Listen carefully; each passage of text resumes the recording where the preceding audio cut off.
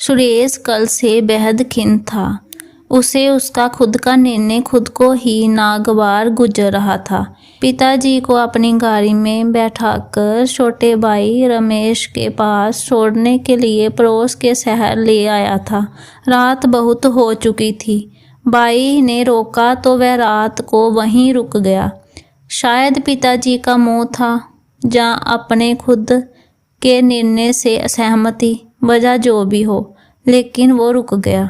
पिताजी तो खाना खाकर थकान के कारण जल्दी ही सो गए, लेकिन सुरेश की आंखों से नींद गायब थी।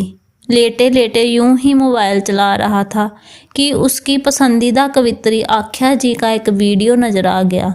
कान में ईयरफोन लगाकर कविता का पाठ सुनने लगा। कविता का शीर्ष था बूढ़ा बरगद।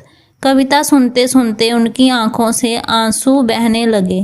कवि ने भाइयों के बीच घर के बुजुर्ग के बंटवारे का जो मामरिक वर्णन किया, उसे सुनकर सुरेश का कलेजा मुंह को आ गया। उसे उसका बचपन याद आ गया। उसे याद है उसके पिताजी 4 भाई थे।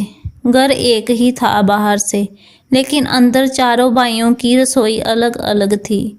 उसके बाबा घर के बाहर बरामदे में बैठे रहते थे और अंदर से नियम से 3-3 महीने करके चारों भाइयों की रसोई से उनके लिए खाना आता था।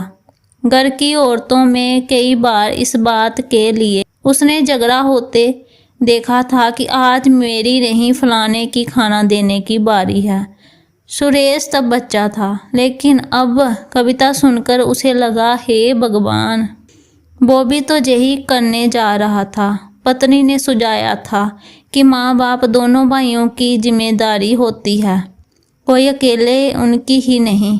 उसने भाई से फ़ोन पे बात की कि कुछ दिन पिताजी को तुम्हारे पास छोड़ देता हूँ, उनका भी मन बहल जाएगा। पिताजी को जब भाई के पास कुछ दिन रहने को कहा तो वह बोले तो कुछ नहीं, लेकिन उनकी आंखें जैसे कह रही थी कि मुझे मेरी जड़ों से दूर ना करो।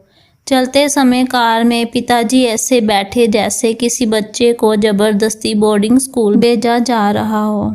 हे भगवान, मैं ये क्या करने जा रहा था। नहीं, अब ऐसा नहीं होगा। इतिहास फिर से नहीं दोहराया जाएगा। पिताजी का जो मन होगा वही होगा।